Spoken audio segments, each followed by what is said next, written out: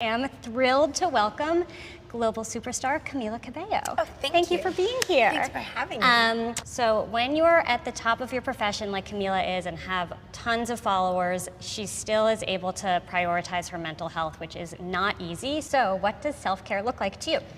Self-care to me looks like, obviously I'm in a very privileged position to be able to have some say over my work-life balance. So that's really important to me, making sure that I have at least a day off a week. That's kind of like my new rule. That really helps me because it helps me to not feel burnt out and exhausted. I also feel like, trying to eat healthy and exercise is important to me, and therapy is really important to me too. Is therapy something new that you started, or is that something you've been doing for a while? I've been doing that for probably 3 years, and it took me kind of a couple of different people that were amazing in their own way, but took me trying kind of different therapists to find one that really kind of helped me and the way my brain works. So it's been a few months working with a therapist that has really, really helped me. So I try to do a weekly session. What is the most important lesson you feel like the past 2 years have taught you? The most important lesson the past 2 years have taught me is, I think when we kind of internalize the kind of capitalist ideals, it can be just feel like it's hustle culture and grinding and this and that, and I feel like it's just easy to get really burnt out and forget that you're a human and not just a machine. Right. So I think it's important to me to have time where I'm doing nothing and it's leisure time and it's family and friends and relationships and just prioritizing that, and not burning myself out. I know for me, sometimes it can be hard to say no and to prioritize my mental health. Is that something that's been hard for you, or have you learned how to say no and given yourself that space? Yeah, I think that before, it's almost it's not even that sometimes you feel like you can't say no. Sometimes it's that you feel like you can't say no because people are gonna think that you don't work hard enough, that you don't care enough, that it's not important to you, whatever. And for that, I've learned that nobody really knows how you're feeling and your body's feeling but you. And sometimes I find that I'm dang, I'm so mad that, this is happening, and they don't know that this really affects me and I'm exhausted and I'm burnt out. And I'm well, they're not mind readers. You kind of have to take responsibility for your life, and if you don't want to do something, you just don't do it, So that's something I've learned in the past couple of years. Also, I think there is that kind of FOMO thing sometimes too, where you're you have this fear of missing out, and I've learned that, I try to, as much as possible, be and obviously you can't do this all the time, but I do feel if it's not a hell yes, it's a hell no. Nice, I love that. I definitely feel when it comes to saying no also, I've learned the importance of practicing boundaries, and I think that that's something that even the word was something that was not said a lot growing up, and I'm sure a lot of people feel this way, so it wasn't something that, I was kind of aware of until I started doing therapy and learning about those things. And it can be hard because you feel bad, you feel it's not, you feel you're not being nice. Something also that somebody told me once is there's a difference between being nice and being kind. Mm-hmm, mm-hmm. And that, sometimes not setting those boundaries and having resentment towards certain people is actually the worst thing you could do for friendships, relationships, because you're not actually being your authentic self. So I think putting boundaries is something that's been pretty life-changing for me, for sure. You spoke last year on World Mental Health Day about your journey with mental health and self-care. Exercising every day, doing cold water therapy, learning about the brain, and more. Is this something that you've come to more recently?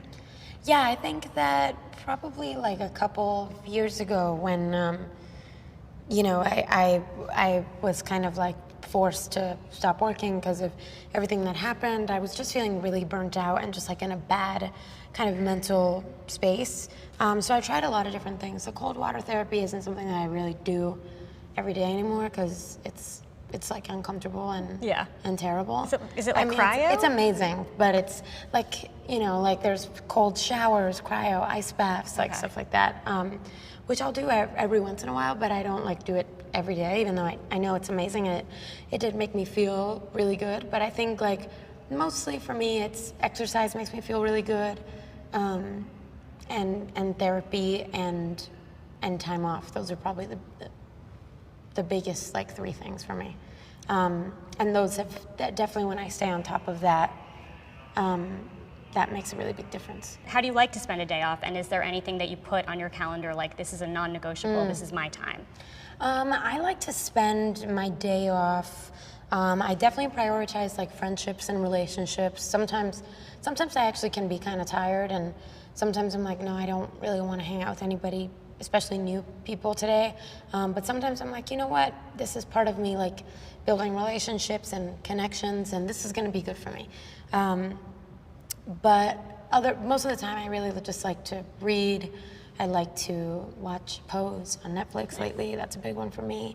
I definitely like spending time in nature. That's probably like my biggest thing that I like to do in time off, whether it's going to a park if I'm in the city or going on a long hike. I really like doing that. And yeah, lately, which is a new thing, I feel like the 1 day off a week is pretty non-negotiable. Right. Yeah. Right. Well, most of us have 2. Your 1 has to be very precious. Yes, my 1, I'm like, you can't, I gotta have my 1. Yeah. We all know social media plays a big role in our mental health, for better or worse. What do you feel your relationship is with it? I feel like it's pretty, like, it's complex, but I think it's probably more healthy than unhealthy.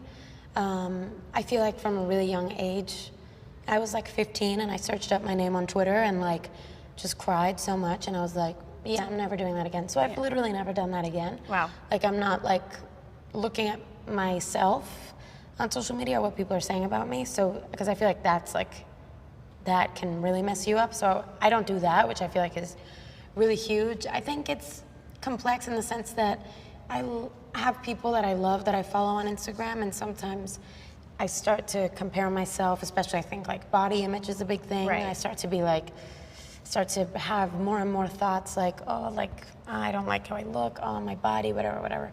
So it's funny, like even yesterday I read this quote that was like, teenagers experience way more kind of mental health problems like depression and anxiety because they go on Instagram a lot more. And I was like, oh, okay, I've experienced this like in my own, like lately I've been like, oh, I'm having a lot of body image thoughts, and I realize it's because I'm spending so much time on Instagram. Yeah. So I'll be like, okay, I can see this showing up in my life when I'm not on Instagram, so I'm gonna just like chill and not be on it because I can feel it affecting me. So it's complex. Like I think it's like, sometimes I spend a lot of time on there and I'm like, this is really fun. And then I'm like, oh, it's affecting me. I'm gonna take a step back. So it's kind of like in flux. Right. I can relate to that for sure. Yeah. Was there a specific turning point for you when you started to prioritize your mental health? Yeah, definitely. I mean, I think the turning point was like, just like a mental breakdown. Oh yeah, that'll do it. That'll do it. Yeah, I was just like, I don't know if this is the case for everybody, but I feel like it makes sense that, you know, when I hit was like highest peak of like anxiety, and like I feel like probably like having, I don't know, like a lot of anxiety. I don't want to say like depression, but I think like it hit a point where I was just like, oh my God, like this is really like hard to experience every day. So I think like when I started feeling those feelings of like helplessness and like those like terrible feelings, I was like, okay, yeah, I really need to like, you know, do therapy more, and I need to figure out what's not working because this sucks. And I really feel like I changed a lot about my life since that moment. That was probably a couple years ago, like before the pandemic. And then I think after and during, I changed a lot about my life, and now I'm doing way better. Was that change something that you were able to do yourself, or did you have like external friends or family or relationships that helped you to have that pivot? Yeah, I mean, I think that externally, my friends and family were like my mom, like really, like was like, I think that working with this therapist would be really, really good for you. And I was like, no, I don't know, whatever. And so then I started working with them, and that like really, really helped me. So I think it was just like the support of like, hey, maybe what you're doing so far is not really like benefiting you. I was also like obsessively reading self-help books, like just like, you know what I mean? And it was just not the way. It was more, I think, like, you know, finding the right therapist, and also just like lifestyle stuff. I know a lot of people feel that they don't have the time for therapy, and clearly you are a very, very busy human being. And I'm wondering, since you're able to make the time, is it something that your schedule, like you make shifts in your schedule for, or you move it around, and that it's just something that's really important for you, or you know, do you miss it sometimes? Like, how does that work for you? I mean, my text chain with my therapist is just like a mess, because I'll be like, I'm so sorry, I can't do today. Can we do tomorrow? Right. And so there's that, and also I do shift my schedule for that. Like sometimes I'm just like, can we move it after? Because from 11 to 12, like I've done therapy like in a room, in a rehearsal space, and been like 5 to 6, guys, sorry, I'm out. And then I'll go into a little room and just be like, hey. No, not like that. I'll be like, hey. Well, it depends on the day. Right.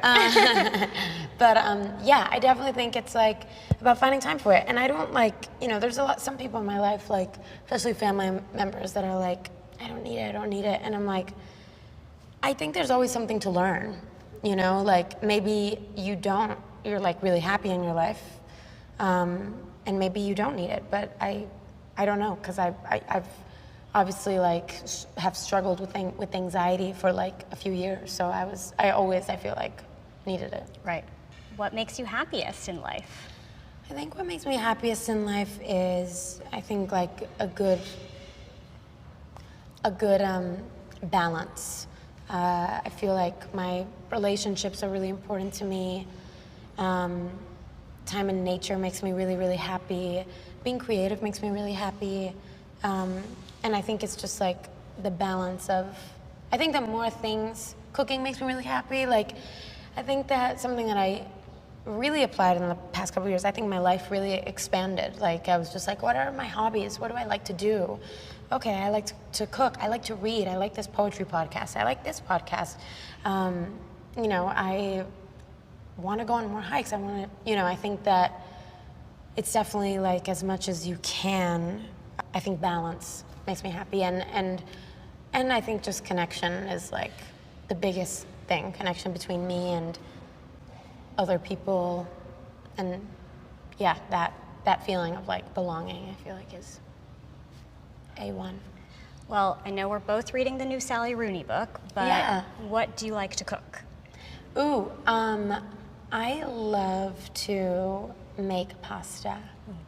Any I made a like broccoli walnut pesto yum. pasta one time. That sounds delicious. Really good. Yum. Yeah, it was fire. What would you say is the best self-care advice you could give others? I think that speaking your truth is really important, and like destigmatizing mental health is really important. Like, the more that I've been kind of truthful and open and vulnerable about what my experiences have been and what they are, like on a day-to-day basis, that's like the most healing thing in the world. I think finding even one person who you could be like, I felt like really like anxious last night, or like whatever those things are. I keep comparing myself to, you know, this person on social media. Like, I think that makes you feel like heard and seen, and that's like probably the best thing you could do for your mental health. That's wonderful. Well, Camila, thank you so much for being a part of a glamorous Self-Care Sunday event. We're so happy to have you, and yeah. Thank you so much. Thank You're you. awesome.